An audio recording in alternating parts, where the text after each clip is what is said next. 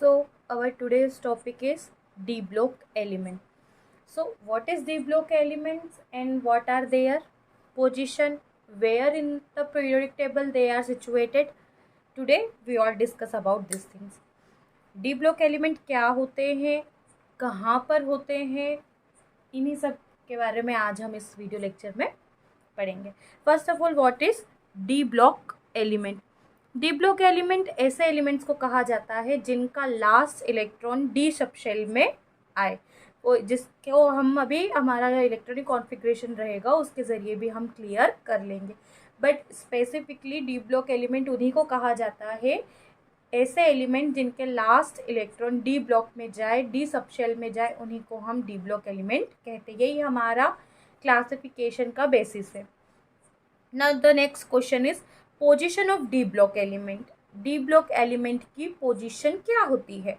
So the D block element is set from group number 3 to 12. ये group number 3 to 12 तक होते हैं. They all are considered to be D block elements. इन्हीं को हम D block element कहते हैं. It have 10 groups. 3 to 12 के अंदर 10 ग्रुप्स आते हैं एंड 4 पीरियड्स. पीरियड्स कहाँ से कहाँ तक? पीरियड नंबर 4 से पीरियड नंबर 7 तक ही हमारे डी ब्लॉक एलिमेंट कहलाते हैं. This are also called as series. इन्हीं पीरियड्स को हम सीरीज के नाम से भी जानते हैं. एंड स्पेशली जो डी ब्लॉक एलिमेंट होते हैं एंड जो एफ ब्लॉक एलिमेंट होते हैं, इनकी study in the form of हम सीरीज कहते हैं. अदरवाइज जो एस ब्लॉक होता है या फिर पी ब्लॉक होता है, उसका स्टडी हम अलोंग द ग्रुप करते हैं. बट जो डी ब्लॉक होता है एंड एफ ब्लॉक होता है, इनकी स्टडी हम अलोंग द पीरियड्स करते हैं, जिसे हम सीरीज कहते हैं. तो in D block element we have 4 series. हम 4 सीरीज के बारे में पढ़ते हैं. So this are the position of the D block element.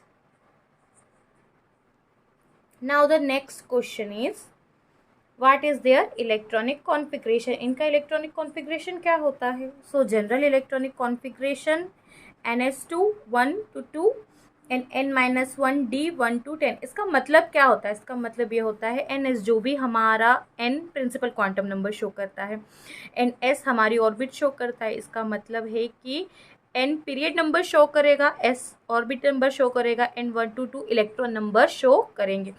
Suppose हमारा जो इलेक्ट्रॉन है वो 5D में आ रहा है, 5S में आ रहा है. सो वो D में कैसा रहेगा? 4 रहेगा, क्योंकि 5 - 1 क्या हो जाएगा? 4. तो हमारा इलेक्ट्रॉनिक कॉन्फ़िगरेशन किस तरीके से बनेगा?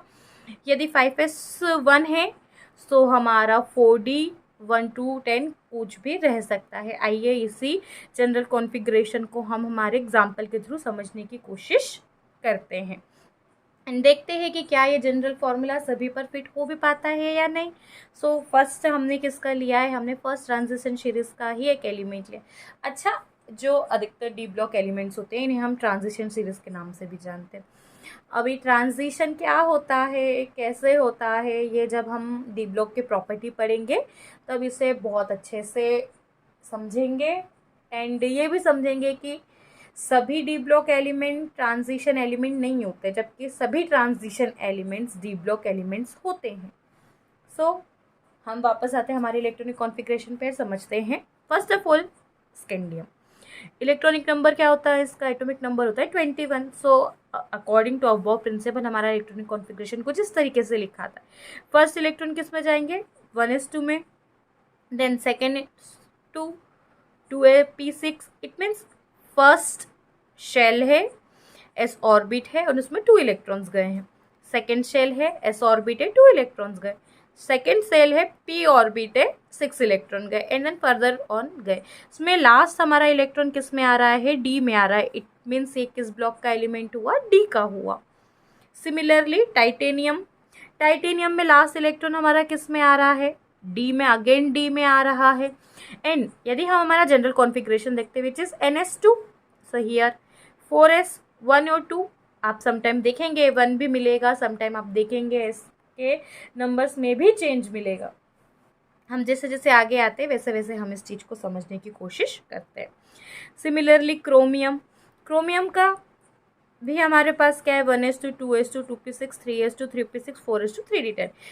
इतना लंबा ना लिखते हुए हम किसी भी नोबल गैस कॉन्फ़िगरेशन ले सकते हैं, पर जनरली पर्सनली मैं तो ये नहीं सजेस्ट करती, बिकॉज यदि आप लेते हैं नोबल गैस कॉन्फ़िगरेशन तो आपको एग्जैक्ट पर्टिकुलर पता होना चाहिए कि वो कौन से ग्रुप पे एंड कर रहा है, कहाँ से स्टार्ट हो रहा है। अदरवाइज समटाइम कन्फ्यूजन में हम गलत कॉन्फ़िगरेशन लिख के आ जाते हैं, बिकॉज बहुत ज़्यादा दिमाग में थोड़ा गड़बड़ चलता रहता है, इतना अच्छे से हमको याद नहीं होता। इवन आपको यदि बहुत अच्छे से याद हो कि यस हीलियम के बाद नियॉन आएगा, नियॉन के बाद आर्गन आएगा, आर्गन के बाद देन फर्दर होन आते हैं, तो आप बिल्कुल कीजिए। बट आप अगर 1% भी श्योर नहीं है, 99% श्योर है बट 1% भी श्योर नहीं है आप नोबल गैस कॉन्फ़िगरेशंस पे, सो मैं आपको सजेस्ट करूँगी कि आप कंप्लीट लिखिए। ज़्यादा टाइम नहीं लगता, 1 या 2 मिनट का समय लगेगा, but you will get more understanding, more clarity and more confidence about your learning.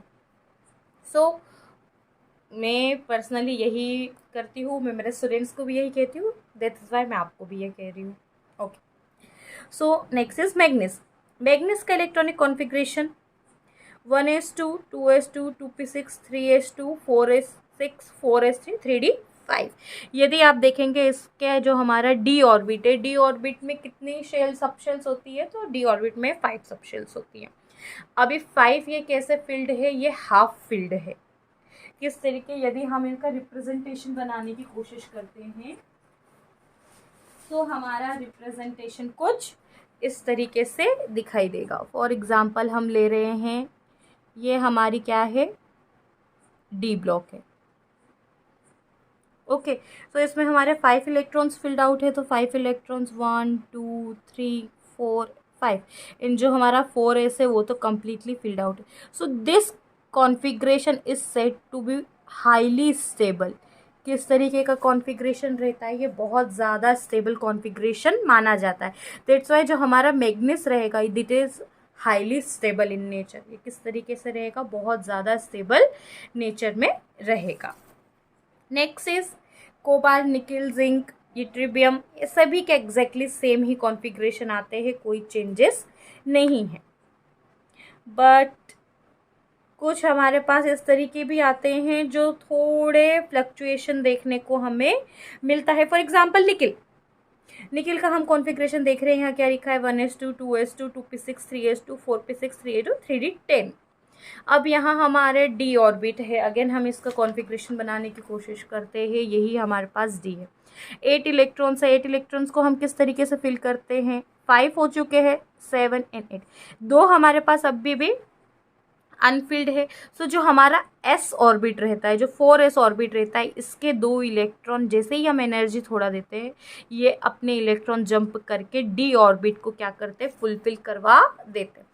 इसके चलते जो हमारा एन एस रहता है उसका कॉन्फ़िगरेशन 0 हो जाता है, जबकि n-1 जो डी होता है उसका कॉन्फ़िगरेशन 10 हो जाता है, जो कि अगेन हाईली स्टेबल है।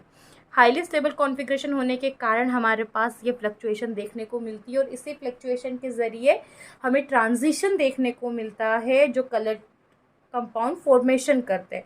सो यस, हमें डी ब्लॉक एलिमेंट में बहुत ज़्यादा एक्सेप्शंस देखने को मिलते हैं in terms of their electronic configuration, because one half filled, what is half filled, this is D. Okay, this one is also D. If only one electrons are paired in this, this is half filled, this is full filled. So in both the condition they are highly stable. Compare them, they are partially filled. What do you mean by partially filled? It means only 2 electron, 3 electron, 4 electron, maybe 8 electrons is also there. Although this one is highly stable as compared in the this, that is why our electronic configuration will fluctuate. इनके कारण हमारे electronic configuration fluctuate होते रहते हैं, and hence these are all the our electronic configurations. Hope you understand it well. If there is any doubt, you can ask me by any means. You can comment me. If you like it, you can also share it. Thank you.